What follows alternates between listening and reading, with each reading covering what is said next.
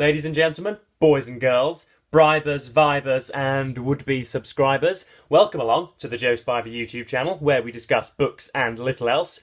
And you join me, folks, for the inaugural Joe Spiver YouTube/BookTube channel Bookshelf Tour.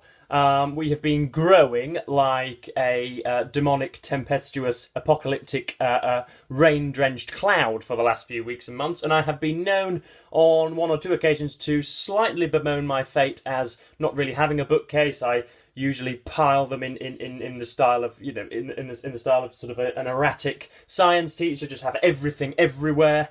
But after one of my many sun-kissed soiree weekends in the south of France, where I consume enough mind-altering barbiturates to sedate a humpback whale, I returned one weekend to find that the bookcase fairy had been. So here we are. I have a 6-story great midden of books behind me, and I'm going to take you through them bit by bit. Obviously, this won't be in one video or even 5 or 6 videos, because that would be maniacal and would mean that I would have to post a 4-hour-long thing. So I shall do as many as, you know, the great temptress of time permits me to, and then we're going to go from there. Yes, so I've been alphabetising them. I've been doing really rather excellently, I believe. So let's crack on, folks. So the first book that we have, some of them are rather squeezed together, some of them are a little looser, as we say. This is Purple Hibiscus by Chimamanda Ngozi Adichie, I'm going to go with. This was forced upon myself and 250 other students at university for my first year, which I believe was the topic of theory and text.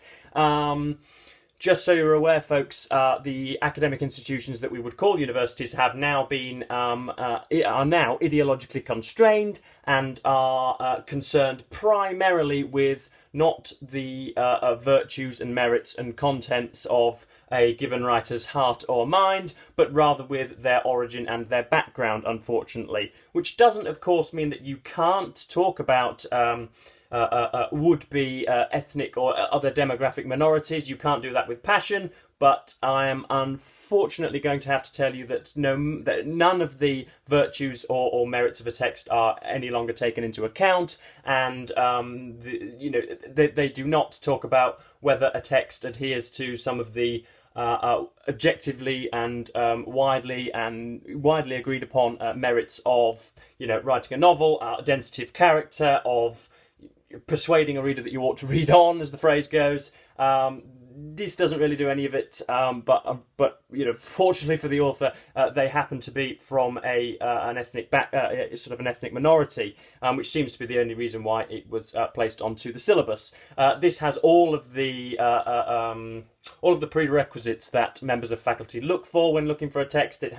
It talks of a family that are under the thumb of a rather overbearing and rather orthodox Catholic, and it is touted as a little bit of an allegorical text on the fates of an African country. But yeah, I didn't really enjoy it. The writing's okay, which led us all, I think, to believe that the only reason that it was on the syllabus was because, as I say, the writer happened to be unfortunately from an ethnic minority, which shouldn't be the reason why we pick texts. It should be for the merits of what the hell is inside. But anyway, that's my first small rant over. I'll just put that one back in there. Next up, we have a whole complete swath of Martin Amos. For those who've been living under a little rock for some time and haven't visited my channel until now, or just been sleeping on me, Martin Amos is essentially the gatekeeper to all of my literature. He was the first person who I met in the literary world, as it were, whose books I encountered. He was a person who showed me that writing can be not only scholarly, but therefore also entertaining. I had never enjoyed reading a passage of anything, whether that was history or whether that was political biography or whether that was fiction, until I met Martin Amos. Although I have since departed from much of what he likes to write and read, or did, sadly passed away, Although I've sort of matured and moved beyond him, I don't like it when people beat up on him because, as I say, he was the first person that I met. So this is Inside Story. Oh my god, that's terrible with the lighting. Pictured with his lifelong friend Christopher Hitchens holding a cigarette there. Both of whom are dead because of their cigarette smoking, unfortunately. But this is, I think, one of the last things, well, probably the last thing that came out of Amos before he died.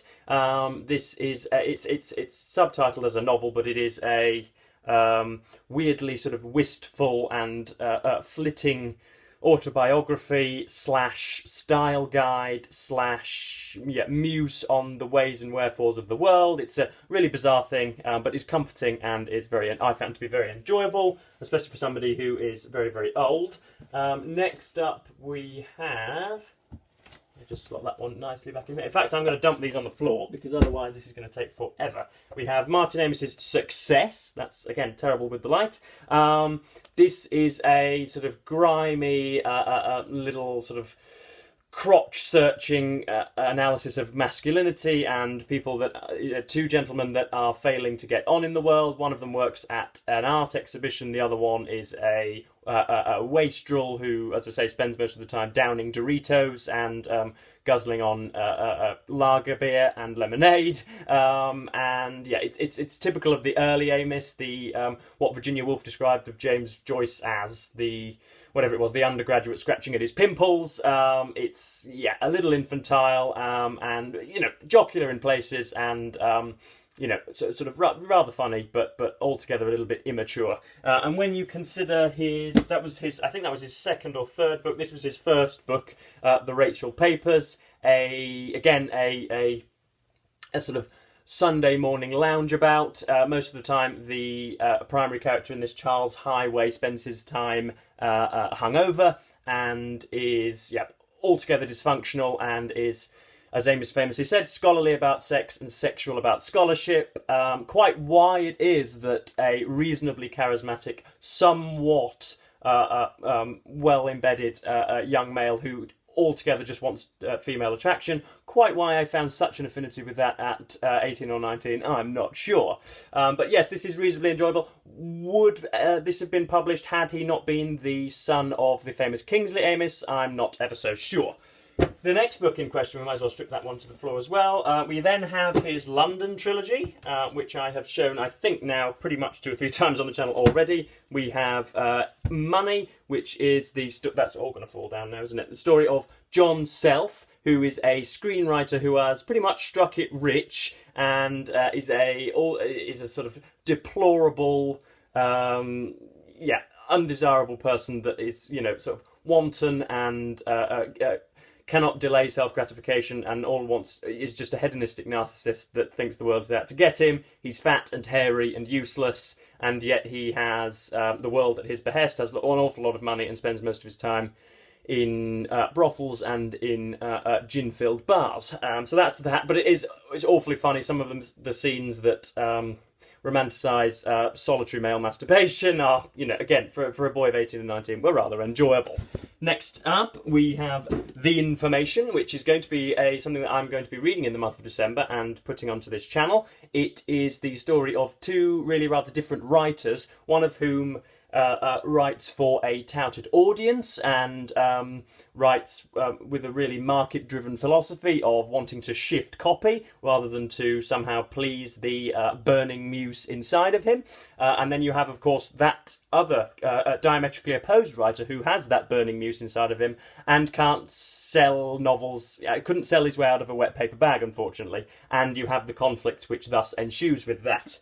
Next you have London Fields, which is very similar to Money, talks about London's underbelly. There's a bloke in here called Keith Tallant, who is the captain of a darts team, who is, again, utterly deplorable and is not somebody that you feel you would want to run into, and yet Amos manages to sort of elasticise that stereotype to such an extent without ever sort of twanging it back and making it unbelievable, that it seems to work and is a rollicking good read, as the critics would have it. So yeah, I've always enjoyed this, and this is a rather old battered copy, as I'm sure you can see.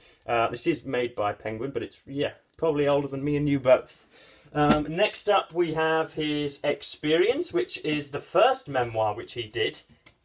me just balance that. Gosh, I'm already managing to learn as I go. This is Experience, which features a small depiction of Amos, probably aged 8 or 9, already with a cigarette in his mouth, which will be the cause of his esophageal cancer, which will sadly rid us of his writerly presence for another decade, when he could have gone on writing until he was 85 and 90. But anyway, this is more again of a sort of he diverges into literary criticism. There's all sorts of bifurcations here. Talks about his father heavily in this and his declining years. It's a little bit more than a memoir and not quite a memoir. It is both.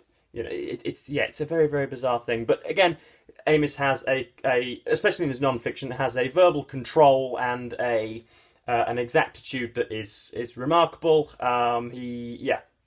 He's never wasteful. He's always very exact with his words, and he's just never fails to disappoint. But this did disappoint slightly. Next up, we have the final from Martin Amos. Hang in there, folks, if you don't like him. We've got The Rub of Time, which is a very, very lately released essay collection on Trump, and as I'm sure you can see from the front, this is Trump, Travolta, a little bit more on his literary inspirations such as Bellow and Nabokov, who will feature in this bookcase tour as well. This is again jolly, jolly splendid when Amos he's obviously sort of just is hungover again and is sort of blasting these out for £1,000 with The Spectator or with The New Statesman or whoever it is that's commissioned him to write, and yet they are still marvellous. He talks about his time with John Travolta and some of his time at Playboy magazine. There's a sort of lurch into the pornography industry. There is some musings on Trump, some excoriatory remarks on Trump, and more stuff on the Hitch. So this is really jolly good. Bit of Dickens and Nabokov, as I say, in there as well. So that is Martin Amos piled down at the bottom. Next up, we have Hannah Arendt's Eichmann in Jerusalem.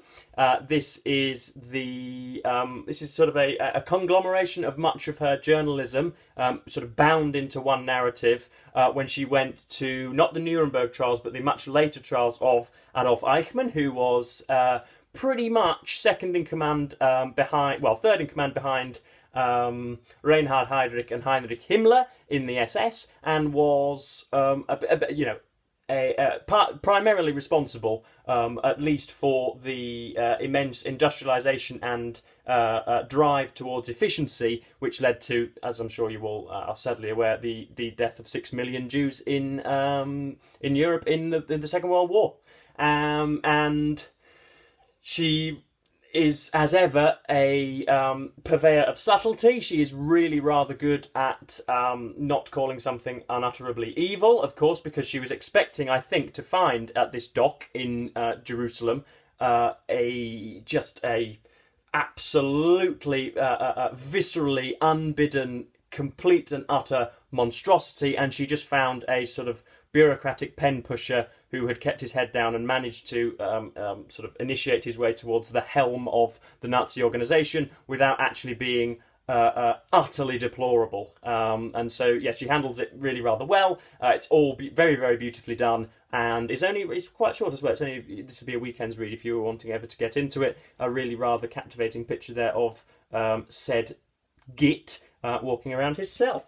Next up, we have Sir Gawain and the Green Knight. This was a new verse translation by Simon Armitage. Again, something we were compelled to read whilst at university. This is a 14th century, I want to say, chivalric romance, which deals with the myths of it's a trade. So somebody bursts in to Gawain and is around the Arthurian Round Table.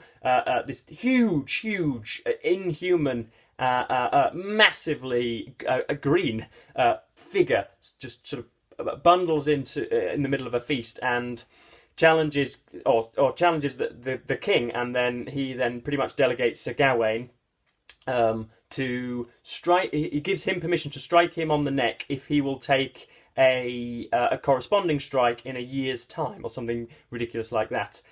So that is the premise of it. It's a new verse translation by Simon Armitage. This sold like hotcakes. and did very well. It was reasonably enjoyable until, of course, my lecturers and tutors told me that the defining characteristic of this narrative is gender, the role of gender in the vicissitudes of the play, and not density of character or how quickly it flows, or some of the Arthurian myths that are at play here. Nothing to do with that. It's all just about men and women, apparently. So that was somewhat off-putting, but nonetheless it was a jolly good read as well. And the final one for this particular video, because otherwise we are going to overrun, I think. This is Lance Armstrong. It's Not About the Bike, The Journey Back to Life. This was, I can't remember when this will have been released. This will have been released when he was in his pomp, so probably early noughties, and is almost certainly ghostwritten by an unnamed figure. I suppose that's the whole point.